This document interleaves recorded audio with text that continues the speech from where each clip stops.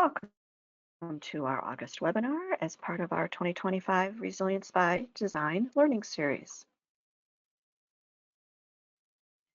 Today we're going to be talking about building the resilience of your ICT systems and your data center operations. I am Linda Nelson, your speaker again today. I am the founder and president of ICOR, and I manage the day-to-day operations of our education and credentialing programs. I'm also a member of the U.S. delegation in two different technical committees, 292 and 268, and working on standards for business continuity, crisis management communications, organizational resilience, and community resilience. I do conduct this monthly webinar, and I would like to say I'm writing regularly in the iCorrespondence newsletter, but I have not had time to write recently, but I am going to catch up very soon. This year, we brought back our certificate program, back by demand, actually. Our program this year is Resilience by Design Learning Series, and you can earn your Resilience by Design Learning Badge by either attending in person or virtually for these monthly webinars.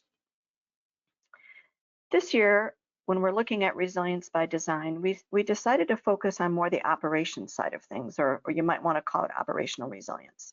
So we started in February by looking at the context of that strategy and this idea that you have to operate it as an agile organization so that all of your systems should be agile and flexible. We then in April talked about how you implement a systems approach to managing risk. We focused on another technology topic in May with a guest speaker about the global impact of DORA. And in June, we moved on to looking at your crisis management and communications capability, where we looked at the international standard on crisis management. Last month, we talked about the resilience of your business continuity management system, referencing ISO 22301. And today we're going to be talking about our ICT systems and data center operations. Next month, stay tuned, it's a little bit earlier than usual. We'll be talking about the resilience of our supply and value chains. In October, we're going to be look at different security systems and finish up the year by considering the impact of geopolitical risk. Ironically, I never thought I would ever be speaking about geopolitical risk, except for a year ago, I was speaking at a conference in Australia where that was listed as the #1 risk by a lot of those organizations in that top 5 risk companies that do those assessments. So we decided we better put that on our table as well. So today our topic is the resilience of our ICT systems and data center operations. We're going to look at, what do we typically plan for within these programs? What are their current risks? Then we're going to be looking at emerging risks and what should we be planning for? Understanding that some of these things you might already be planning for, but many of us are not. And then looking at key drivers and trends and what we're calling the new risk environment and where should we be looking to the future. This recording will be available on our ICOR webinar page, usually by Friday, and it'll also be posted on YouTube. So you can view the webinars if you've missed any of them, either on our YouTube channel or on our webinar page. I will say that you can use the questions button, but I am not an expert in this topic. And so I have spent the last week doing a lot of studying and talking to a lot of people. And so I'm not certain that I can answer good questions from those of you that some of you might be more knowledgeable on this topic than I am. And so please write your questions in and I will seek, if I can't answer it, I will seek some experts on our team who can help with that. In order to get your certificate of attendance, you do need to attend a minimum of 35 minutes. So I wanted to look at what I try to do with each of our webinars is show you where in our models and frameworks do we talk about this. And so this is the ICOR competency model, and it is what leaders need to know about resilience, and we need to know about your organization's technology infrastructure. And In the organizational resilience capability assessment, we also do a lot of assessing a lot of your strategies for this technology infrastructure. Those leading your technology infrastructure to make it more resilient should ensure that those critical environments used to house computer systems and to protect data and all the associated technology systems, that they are protected and that they're able to operate under all conditions. After these last few weeks of studying this topic, I actually think we're going to have to kind of expand that definition, because data centers themselves are having such an impact on the communities and the regions where they are built and where they run, that we think we actually need to broaden the scope of that a little bit.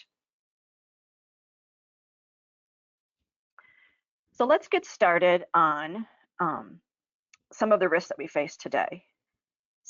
Meeting sustainability and energy efficiency demands continues to be an issue. We're going to talk a lot about power today. This very real demand for energy, and that we have a rising power consumption, really makes it difficult to meet some of your sustainability targets and the regulations that go along with that. And actually, we're going to conclude today with talking about some of the larger data center cloud services and hosting services that are really struggling to meet their own sustainability targets. Traditional air-cooled server rooms are becoming obsolete. Probably most of you have some, but they're becoming more difficult to cool. And with the new equipment coming on, we need advanced cooling and the use of immersion cooling solutions. So these are some challenges that most of you are probably already facing. And then just understanding that these solutions introduce operational complexity. There's new maintenance requirements and new infrastructure designs. So as you're bringing in new equipment to run your data centers, it's also making it sometimes much more complex to manage on it as well. Capacity planning is a big deal. I'm covering it here really on one slide. Most of these topics, each one of these individual topics is a big deal. Trying to summarize these topics into something we can talk about in a short webinar is a challenge. But understanding that it isn't just about capacity planning anymore, it's about scaling those complexities of capacity planning. Because now that we have AI and edge computing, which are the things we're supposed to be using, they are required at a different scale. And so what we know is that the explosion of AI and edge computing is straining capacity as well as the capacity planning efforts. And training and inference for large language models demand vast computing resources. And we'll give you some data coming up on some of that, which creates unpredictable spikes in power as well as in real estate needs. And we'll share an almost disaster that happened just about a year ago, a little bit over a year ago, July of 2024 in the US, because of these unpredictable spikes in power that was actually caused by the data centers. Edge data centers are growing, and they require consistent management across dozens or hundreds of these decentralized locations. That in itself is a huge challenge. So you're trying to do the right thing where you can manage change at the closest place of each of your pieces of equipment and your data centers. But it makes it very hard to do that in a centralized manner. And understanding that a lot of you, most of you still have, so I would assume that most all of you would have some on-premises data centers and server rooms still, that you haven't all gone to the cloud, that you have co-location services and you've got edge sites. And it really makes it harder to plan for capacity planning. And you really get stuck in, have we over provisioned? Have we under provisioned? Have we over provisioned or under provisioned this week, today, or in the future? It makes it really, really hard to balance those workloads. And we tend then to start working in operational silos, which is the opposite of what we want to be doing. obviously we're all aware that there's an evolving cybersecurity risk that you just figure out how to manage one and they've come up with a new one. You know, external threats like ransomware. I do think it's ironic that just about every organization has been hit by ransomware. ICOR was hit by ransomware maybe 10 years ago. And you know, because we're a smaller organization, it didn't do any damage. We lost an hour of work during our lunch hour because they actually hit us about 5 minutes after our last full backup had finished. Um, and so because we were doing those backups regularly during the day, which, like I said, this is kind of old school technology with the backups, but we literally just we kicked them out and restarted and did everything. And of course, we'd had an intern that summer who clicked on a link, which is what happens. But there's also insider compromise, and all of these are continuing to rise in their sophistication. So beyond those traditional cyber attacks, which are bad enough, you have new vulnerabilities that now are that can be inside of your hardware, supply chain, and your firmware. So sometimes when you have this multi-stage supply chain with your equipment coming in, those can be compromised along the way and could back doors into your hardware can be there before it even reaches you.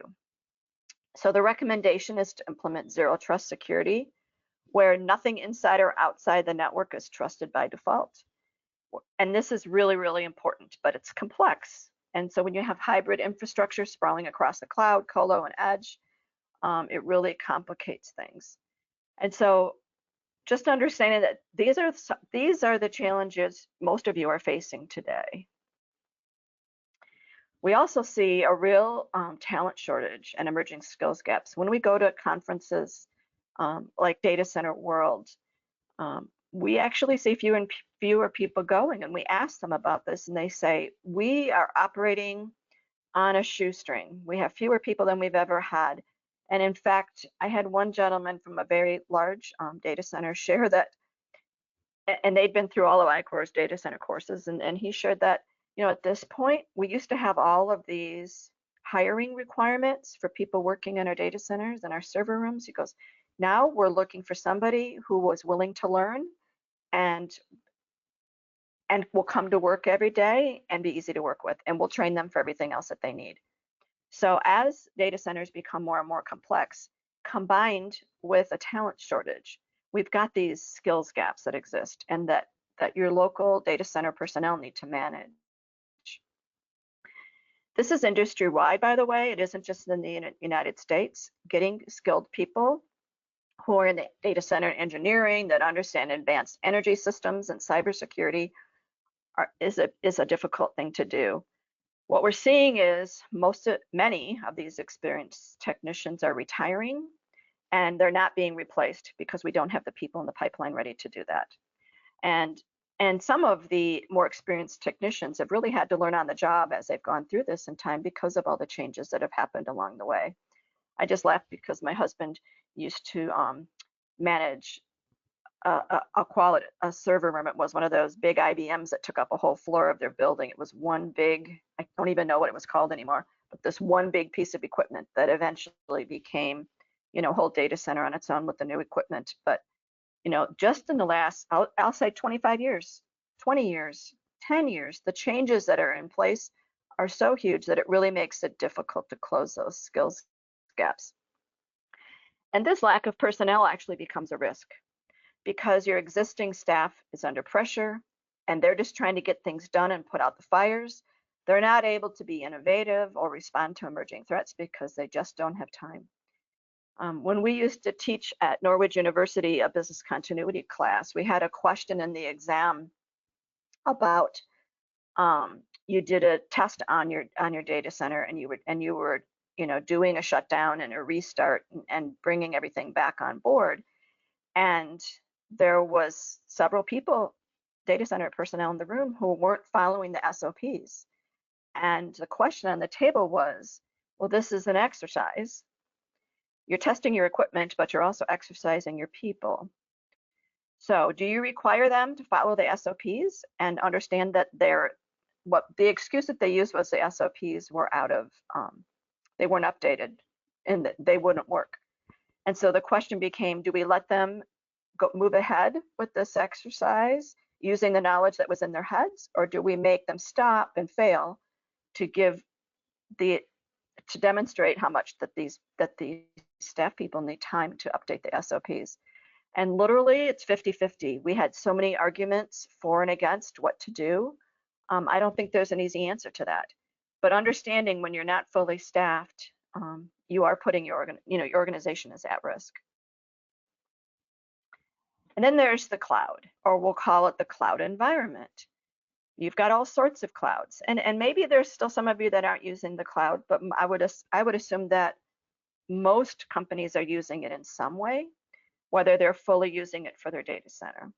But navigating in that hybrid and that multi-cloud environment is a challenge all by itself. We know they're standard. They've been around for a while, but they're fragmented. So you've got your legacy systems, you've got your on-premise systems that can either be up to date or legacy. You've got dispersed cloud platforms, you've got your edge nodes. Managing all of that, just like we talked about in the capacity piece, is really a logistical challenge. And so when you're trying to,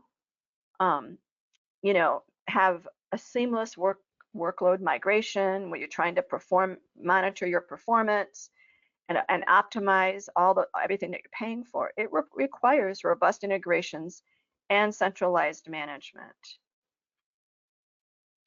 And then we have more and more global regulations and data sovereignty, which is really important.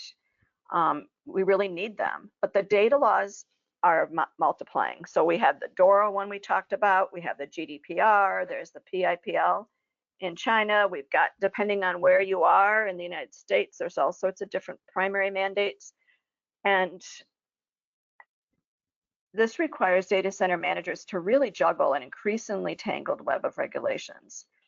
And sometimes if you have a global operation, you might have contradictory standards for data protection, reporting, and localization.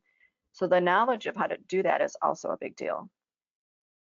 And so you need to keep your infrastructure consistently compliant so that you've got the ability to have real-time audits. And so this is very resource intensive and vital. And here you are dealing with the short-term, shortages of staff. And so how to manage those challenges is an issue. So I don't know about you, but I'm feeling kind of depressed because those challenges seem like really, really big challenges for today. So do we even want to talk about the emerging risks? And how do we talk about these things without feeling overwhelmed and that you can't manage those? And so we started by saying we're going to be talking about sustainability and power, but we're going to dig in here now to really energy and power constraints that really is becoming one of the largest risks for data center operations. So we've got this surging electricity demand. AI-powered computing is placing extraordinary strain on the grids. And we'll have a piece of data for you. It kind of woke me up. It's like, wow, that is easy to understand. But we also know that power requirements, while they're already huge, are expected to increase by 3 times in the US between 2023 and 2030. And adding roughly, I don't even think if I say this right, I think it's terabytes, the 460 terabytes in demand, but I forgot to write that down, sorry. So like I said, I'm not an expert in this, and some of these terms aren't as familiar to me. But it isn't just a problem in the US. There's a whole paper on the Times here that we're referencing that says that the UK is really at risk unless they start planning now and do a total grid overhaul. The Times reports that Britain faces risks missing out on huge levels of investment in data centers. So there are companies that want to invest and build data centers in the London area and some of the surrounding areas, but the grid won't accommodate them. And so if it doesn't speed up its overhauls of the energy grid and planning systems, they're going to miss out on an opportunity to have the data centers built in their cities and country.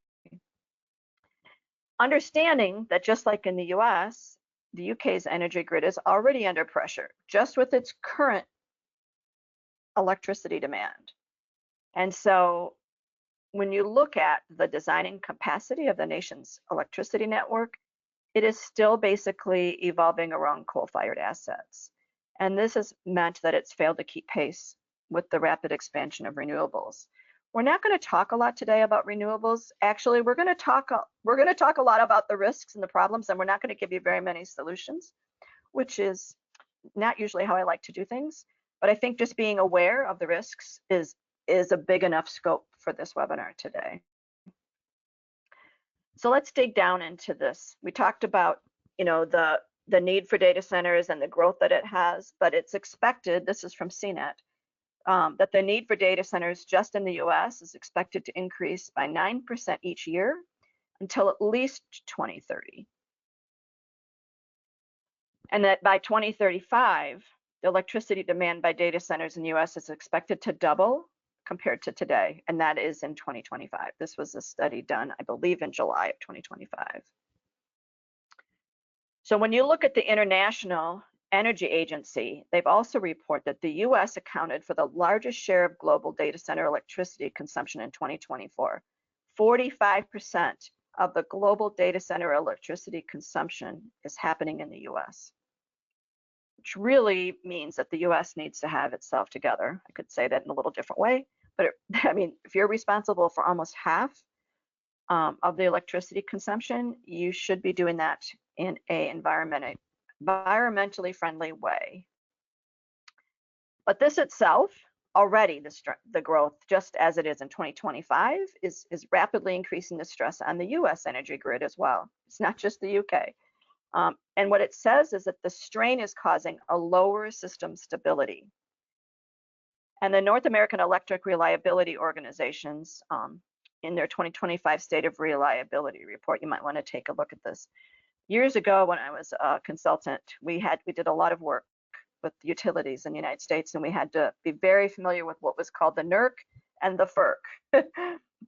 So this is the North American Electric Reliability, so that includes Canada, where the FERC was the federal one, which was the scope of that was in the US.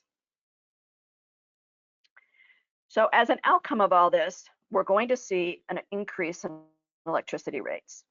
And a study that was done, I think it was in June of this year, Carnegie Mellon University and North Carolina State University, it says published in June, so there you go, says that electricity rates could increase 8% on average throughout the US between now and the next 5 years in 2030 because of the increased demand from data centers. So because data centers are using more power, all of us individually are going to have to start paying more for electricity.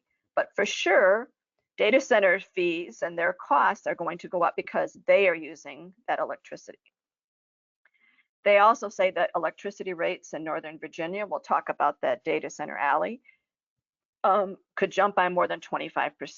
So it also is going to be impacted by where you live, if you live in the US, and where that, how many data centers you have in the area could impact how much you actually pay for electricity.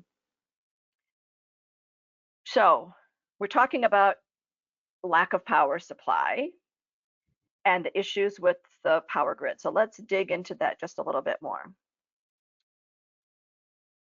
What they're saying, all of the infrastructure risks are mounting with that growing power shortage threats over the next 5 to 10 years, as data centers are going to continue to grow, and we'll talk about the reason for that. 36% of leaders cite this as a key worry, just behind rising costs and demand forecasting, that this, just on trying to understand what the impact of these growing power shortage threats. And in fact, Jim Simonelli, he's a chief technology officer at Schneider Electric's Secure Power Division, said that utilities and the data center industry have a lot of lessons to be learned from what happened outside of Washington, D.C. this past July. And that was in July of 2024. And we're going to dig into this. It says one thing that doesn't exist yet for the data center industry is how to be grid friendly. this is a topic we really didn't address in your current challenges, is the fact that data centers are now going, and all the personnel and all the people involved in that are going to have to look at how to be grid friendly. So this map comes from something called simply Data Center Map, and it's from datacenternap.com. And this is just a picture of Ashburn, Virginia, and it's located in Loudoun County, Virginia, and it's right in the middle of Data Center Alley. So if you go to their website, you can see all the data centers in this area, and you can actually go to any state. I'm not sure about internationally. I didn't check that. Just being in the Chicago area, we were talking about this. I did not drill down to see by country. But this area was the original data center hub of Northern Virginia, and it's often referred to as the data center capital of the world. And so the boom of data center and the building of these new data centers is posing a risk to the US grid operators. So it's about a 30-mile stretch outside of Washington, D.C., and it's home to more than 200 data centers. And it consumes roughly the same electricity as Boston. This 30-square-mile stretch of data centers consumes about the same electricity as Boston, a very large city with a lot of infrastructure that needs to be running. So what happened on July 10th, 2024 is all of a sudden the power company officials saw that a big chunk of those data centers, 60 of them, suddenly dropped off the grid, and they all switched to on-site generators. Now, again, I'm not an expert in this, but I know that when we teach our data center courses, and I've like I said, I'm in charge of education, so I've read those materials and learned from those materials. But this idea, if there's any fluctuation with the grid and any volatility or fluctuation, the data center manager's job is, the alarms go off and they switch to their alternate form of energy. Well, this happened to 60 of the 200 data centers just about at the same time. And so evidently this was triggered by a standard safety mechanism, which was intended to protect computer chips and electronic equipment from damage caused by these voltage fluctuations. But when they all dropped off, it caused a huge surge in excess electricity. And it forced Dominion Energy, which was the utility provider, to scale back output from their power plants to protect grid infrastructure and avoid cascading power outages. And I'm not an electrical engineer, but I think the big picture of this was that if they hadn't noticed it and hadn't addressed it immediately, there could have been a really big local disaster for everyone, not just the data center people, but for everyone living in the area as well. And damage could have been done to Dominion Energy's systems. And so what we have to recognize is that unannounced disconnections by data centers is a new vulnerability for the electrical grid. The grid is not currently designed to withstand this type of loss. So data centers themselves and you managing the energy going to your very important equipment, protecting all of your equipment, have the potential to cause cascading power outages for an entire region. So it's no longer enough for those running the data centers to just be protecting the data centers. You now have to be thinking, and we're going to talk about other examples of this, but you have to be thinking about how you impact the region where your data center is located. Now, I wouldn't say climate impact and natural weather is an emerging risk, but the reason it's called an emerging risk is because it's growing so quickly. Planning for what we've always planned for is not enough. And so this is from a report from the 2025 Global Data Center Physical Climate Risk and Adaptation Report, if you'd like to learn more about it. By the way, the July 10th, 2024 grid issue, there's a big, huge paper on that, and we do have it in the references for you to take a look at, and you can find out a lot more information about it. That could have been a whole presentation all on itself. But we know that you've got these chronic environmental factors like heat and drought and wildfires, and then you have acute threats like floods and hurricanes, and they're increasingly compromising data center operations. What they're estimating is that by 2050, data center hubs in regions like New Jersey, Tokyo, Shanghai, and Hamburg face a 20 to 64% risk of severe climate-related disruptions from things like storms and floods and heat waves, up from over 10% of the apex centers today. And those of you that are in Europe have been experiencing quite a heat wave this summer, something that you're not used to. And they're saying that this is going to continue to increase. There's also cross dependencies on things like power access to the grid, your fuel supplies, and site access, which means that when we're talking about strengthening your data center operations and making them more resilient, you have to start thinking beyond the data center itself. Then you have your climate-related physical damage and that extreme weather, and they both pose critical risks to your uptime as well as your insurance viability. I'm going to pause here for an anecdote. Well, let me just finish this. Without significant investment in climate resilience, global insurance premiums for data centers could increase 3 to 4 times by 2050. So we're talking another a risk because of this climate impact and what you're now going to have to pay for an increased insurance premiums. But I wanted to share here in the United States, there's been so many environmental disasters in Florida in recent years that it's almost impossible to get insurance. And people, where it used to be a place where people would have their timeshares, they'd have their second homes, or they just moved there when they retired. The inability to get insurance in an area where you're going to have hurricanes and flooding is becoming a really big issue for that part of our country. So we're back to looking at sustainability. We're going to dig deeper into energy, water, and the environmental impact. Some of this information comes from an organization called Net Zero Insights and the environmental cost of data centers. And this picture is green, but we all know it's not easy being green. And just a couple of big notes.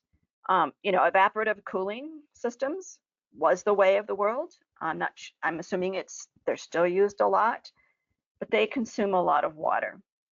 And that global water footprint that's being used is expected to double by 2030, with AI alone contributing to that footprint by as early as 2027. I mean, they're already contributing now, but with the growth of AI data centers, or the ability to process AI is a big deal. Also, environmentally, data centers produce massive e-waste, whether it's because of short hardware life cycles or noise pollution in nearby communities. And these externalities, I can't hardly say that, are really escalating. We could, again, talk about this all day as well, but understanding that data centers have an impact on the communities where they reside, whether it's through waste, noise pollution, or we're going to talk about water.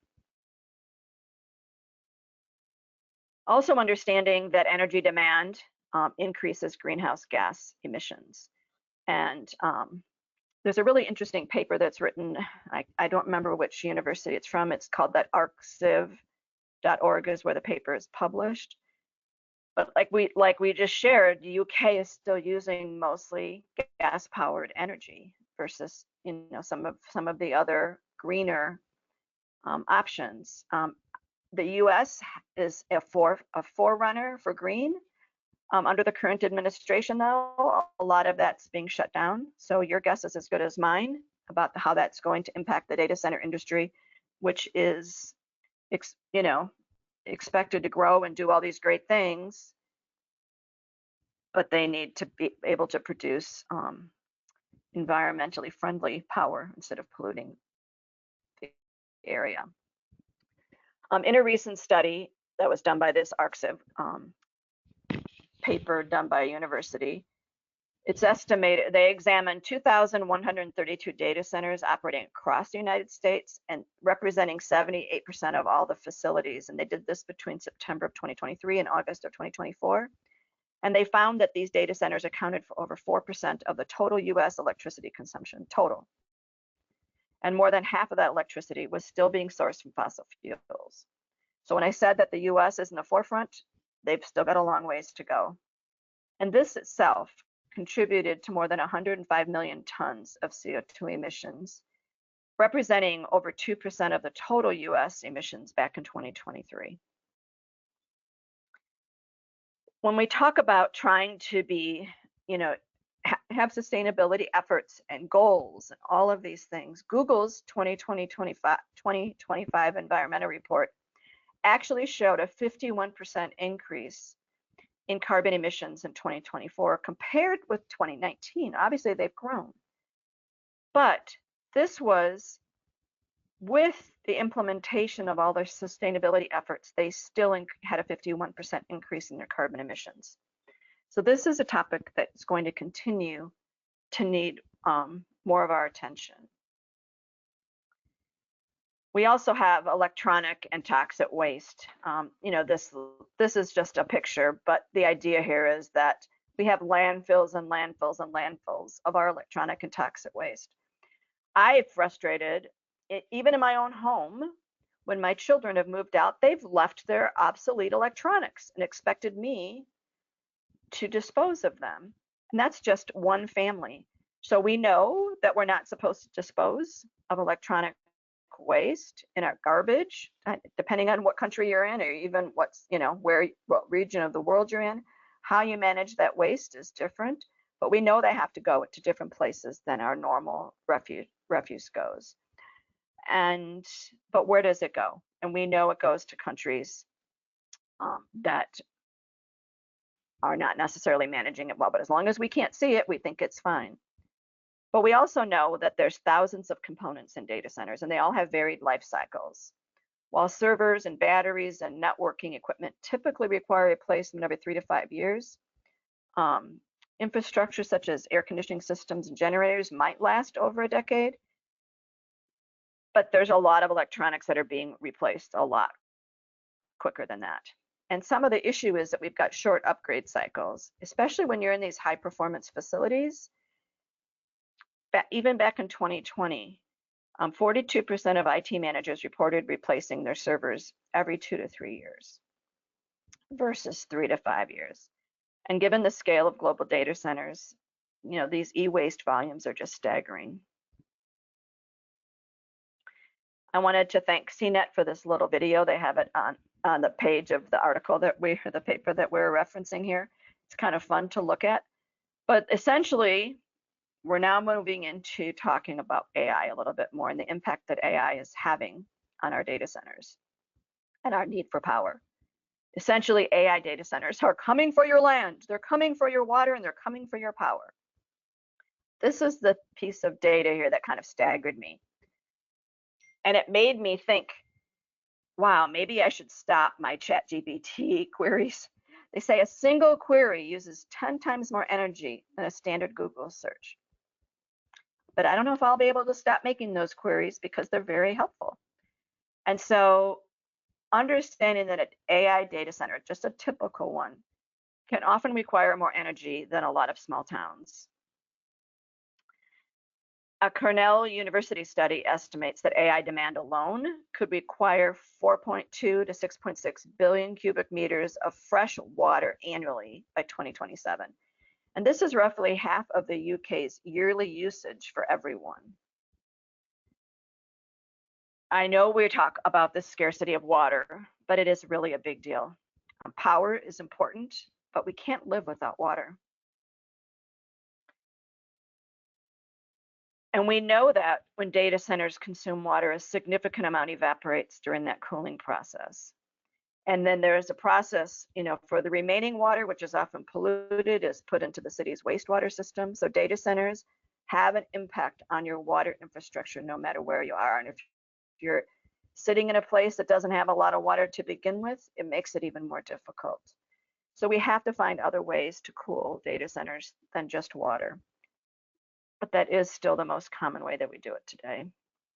And there's a lot more information, obviously, about how to get water. And there's several of the references that we're including today. We'll talk about some of the things that data centers are doing to reuse water and to not take that clean water from the drinking water that we're using.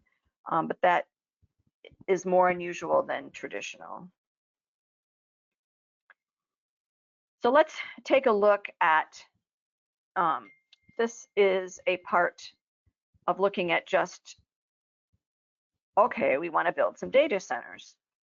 So an emerging risk is these operational and infrastructure bottlenecks. So the plan is that this company is going to build 34 data centers over the next 9 years on 1,000 acres in northern Pennsylvania in the US, which is part of the Poconos. Poconos is a big tourist attraction. It's a very wooded, you can see, it looks like it's very green, and there's not a lot of industry there, but there is water. And this is actually over 2 different, I'll call them governments. They're 2 different communities run by 2 different governments. So the 1,000 acres is going to have the Lehigh River and the Roaring Brook as their 2 watersheds. But understanding that each building, each of these 32 data centers is going to need to have its own well to supply the water that's needed. And the concern is that the impact that these 34 data centers would have on the aquifers, supplying the townships with their water. Neither town has a public water system, so every resident has to have their own well.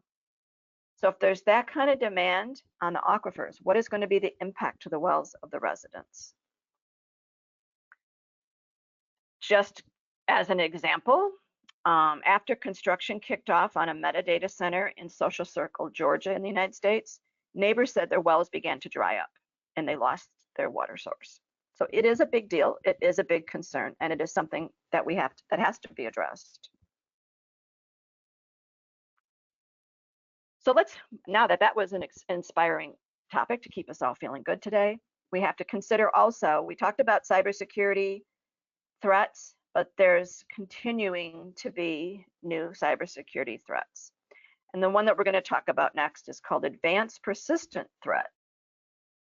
I never even heard of these. So for those of you that know all about this, I just want you to know, sometimes it's just nicer not knowing what some of these threats are, but they're increasingly targeting data centers, and they're aiming to infiltrate, exfiltrate data and disrupt your services. They're very sophisticated. They're considered a long-term cyber attack where attackers gain and maintain unauthorized access to a network, and then they remain there undetected for an extended period.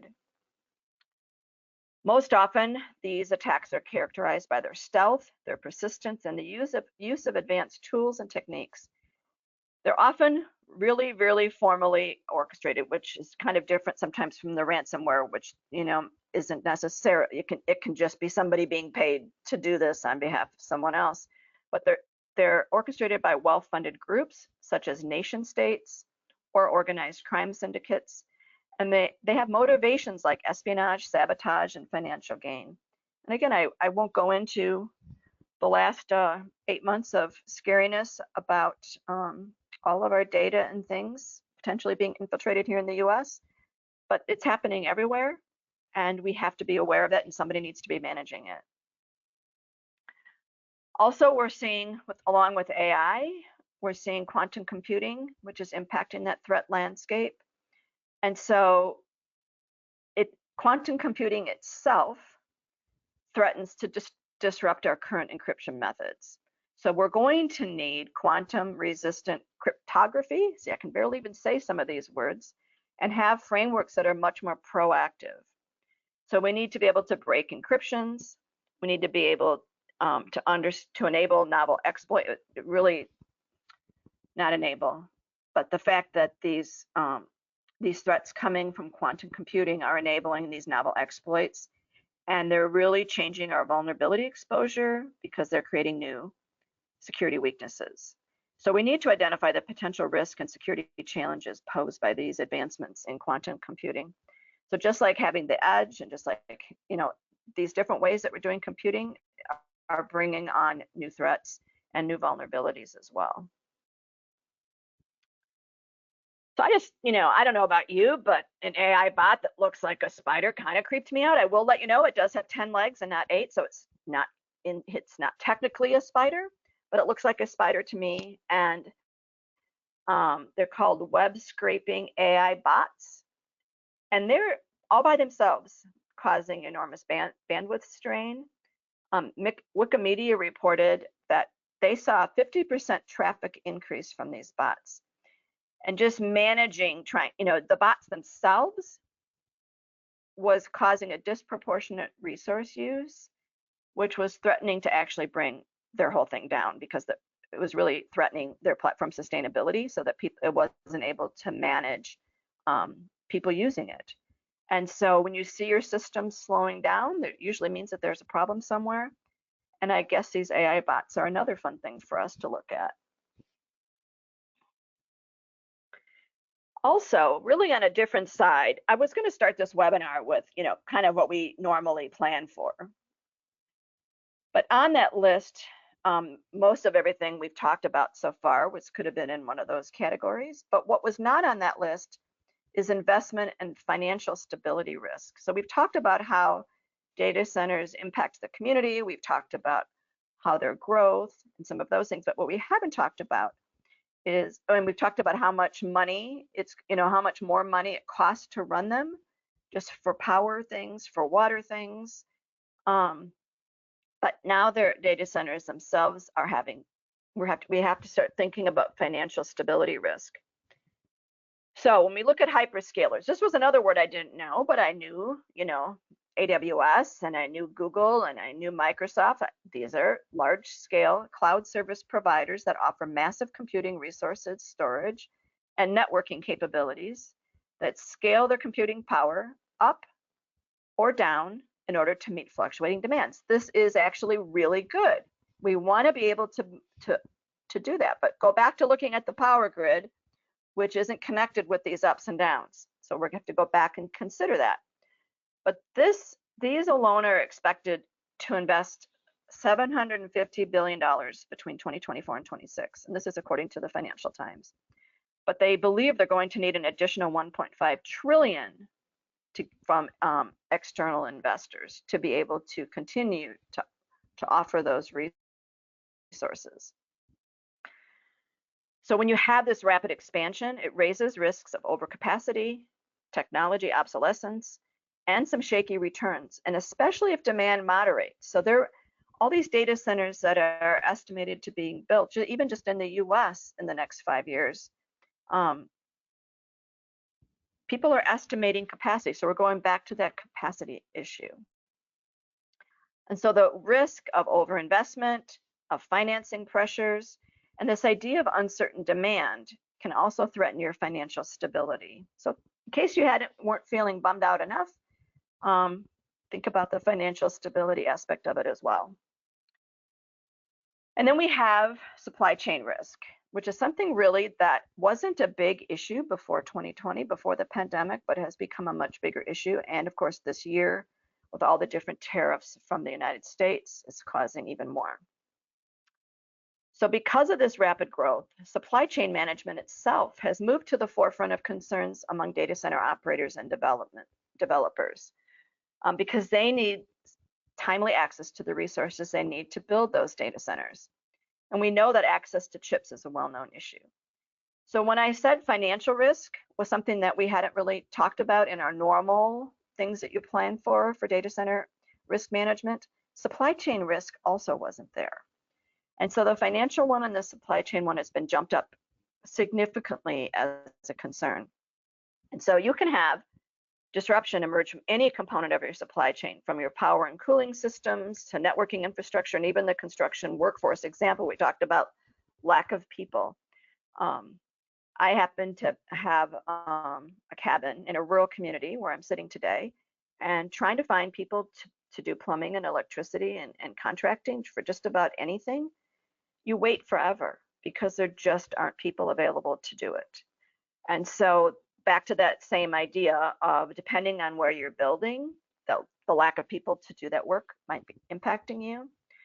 But there's long lead times for procuring critical equipment such as backup generators, and those lead times have gone from months to years. So ironically, what you might order and while you're waiting for delivery actually might not be what you want anymore by the time you get it, because of the changes that have gone with technology. But being able to get it when you need it, just in time, supply chain is not really working for critical data center equipment. So let's kind of summarize here. We've got our 6 risk categories: energy and power, climate and physical risk, sustainability, infrastructure constraints, cybersecurity and AI, and investment risks. These are just big buckets. We've talked more about some of them. But when you're talking about energy and power, we've got grid strain, your supply delays, grid dependency, and escalating costs. On your climate and physical risk, we're continuing to see more and more extreme weather. Obviously, we always have region-specific vulnerabilities, and now we're seeing these insurance cost spikes. When we consider the risk category of sustainability, this idea of excessive water use, emissions, e-waste, and then social and environmental backlash. I did have some content about some organizations that have popped up in the US, and I don't want to say popped up meaning they're small, like they're quite sophisticated, that are going to wherever data centers are being built and informing the communities on a lot of the risks that have been faced by other communities, and really organizing that social and environmental backlash, which is impacting local governments on deciding whether the 500 new employees that it might provide to your region is worth loss of your water and loss of your power. We also have infrastructure constraints, land scarcity, no place to build, powering and cooling shortfalls, and back to that idea of community resistance and those supply chain delays. We talked about the APTs, your encryption threats with quantum, and then your AI-induced cooling and power load, as well as your bot overload. And finally, looking at investment risks, such as debt-heavy financing, actually planning for overcapacity unintentionally, and really not understanding your return on investment. So that uncertainty there also makes it hard to get people to invest. So how can we confront challenges to seize opportunity? And this is from a company called BCG, and I can't remember what the acronym stands for, but it's really the topic of breaking barriers to data center growth. And so when we look at the need for access to power, these are the things that are being shared as a challenge to say, you need to break down these barriers, data center builders. I might not be using the right word there, but people that are building and designing your data centers need to look at access to power. And they need to collaborate in order to intelligently site facilities, balancing developer needs with the utilities needs to optimize. So you've got the developer needs for what they want, and then you've got the utilities need to optimize for system reliability and affordability. And so the recommendation here is that you de-risk grid expansion by exploring things like co-ownership models and a way to pool demand across different regions. Also to look at the opportunity to address supply chain issues. So it goes back to your financing investments, but being able to bulk purchase components with long lead times. This is something business continuity people do already, and it's really the anti of just in time, meaning it's going back to using warehouses and storage facilities where, because we've been relying on the ability to get things quickly when we need it, that isn't happening with these long lead times. So pursue partnerships and co-development of some of these components, and of course invest in talent development so that your people aren't a supply chain issue for you. Also start working with the community and engage the community. Look at things like designing equitable rates for the commercial and industrial customer so that there's a fair distribution of costs and it isn't the community members that are paying for these data centers and the power that they're using. And so making sure that you're proactively engaging in communities by having a positive impact and partnering with academic institutions for workforce training and providing maybe some direct relief to taxpayers for some of those electric bills. And of course, don't forget your impact to climate. So do everything you can to mitigate the environmental impact of fossil fuel plants, drive adoption of emerging climate technologies, and look at how to catalyze system level change by accelerating system-wide adoption of renewable energy. because the data center infrastructure must become more adaptive. We're talking here under Tech Radar about how to be more agile and more adaptive, more flexible, more with this edge computing and being able to respond quickly. These are all really important things. And so how do you do that without compromising some of the other systems that you have in place? Because data centers are being pushed to accommodate entirely new operating systems. The rise in high performance computing means you need more power, we need more heat, or we produce more heat and there's more volatility. And so the established systems that we have are struggling to keep up with the current challenges. So we're going to need to rethink and look at new operating systems. Because AI workloads don't just demand scale, they require IT infrastructure that can react to dynamic, unpredictable demand. And as organizations expand their use of AI, that supporting environment is going to need to evolve too. So it's almost like we've created this AI piece, but we don't have the infrastructure to support it. And so it's like playing backup. We're backfilling to make this happen, because the infrastructure itself needs to be fast and scalable and adaptable. Standardization helps, but you need to have flexibility because that's becoming more important, particularly as AI workloads evolve and they spread from these central hubs to the edge. And so looking at, I'm not going to say the next generation of data centers, I'm saying the data centers that are being currently built and planning to be built are going to need to be able to manage high loads with minimal waste. They're going to need to be able to recover energy where possible and stay efficient when there's pressure and be able to respond in real time to that shifting demand. Because it isn't just about capacity, it's about designing flexible systems that stay effective as conditions change. And I feel like we've been talking for years about standardizing how we do things, and now we're saying, yeah, but we actually need to be more flexible. And so I don't know enough about this to give you any solutions, but I do know that designing flexible systems is a theme across all resilience operations. Everything we talk about, whether operational or organizational resilience, talks about designing flexible systems that can stay effective as conditions change. So really, if you're not managing changing conditions, you are at risk, or you might even be putting others at risk. So to conclude, we see evolving complexity that risks now span physical, cyber, environmental, financial, and social domains. You're probably doing a lot of those right now, but some of these things might be newer to you. We need to start thinking about resilience and hardening things. Having multi-layered, adaptable strategies are essential, to where you're looking at AI-driven cooling to quantum-safe encryption. We need to be looking at both energy and sustainability. They need to be in alignment. And the infrastructure that's built and that's adopted needs to balance the decarbonization, resourceability, and that social impact. And finally, there's some more, this investor caution is there. So we need to have sensible capital allocation, and again, flexible designs that are going to be key in an uncertain demand environment. And I talk about AI, I'm just telling you, like, once you're fully engaged in ChatGPT and you're using it, I don't see how, there's nothing bad about a Google search. They're still very effective, but that was the one thing I took away on the personal side was, wow, I really have changed how I search for information. We've got 10 really great resources. These resources will be shared in the email that you get with your certificate. So you can take a look at those when you get that. Like I said, we're not going to have time for questions today, but please share them and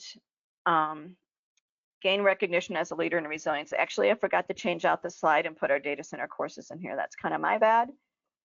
We do have a complete series on just kind of an introduction to running your critical environment, all the way to auditing your critical environment, your manager, your engineer, and your technician is where we have with those. So I missed changing that out. Next month, as I mentioned, we're going to be talking about increasing the resilience of your supply and value chains. And please contact us to learn more. We'd love to hear from you. And just as a reminder, if you have questions, go ahead and put them in the questions panel, or when you do this post survey, please feel free to post them there as well. Thank you, everyone, for attending.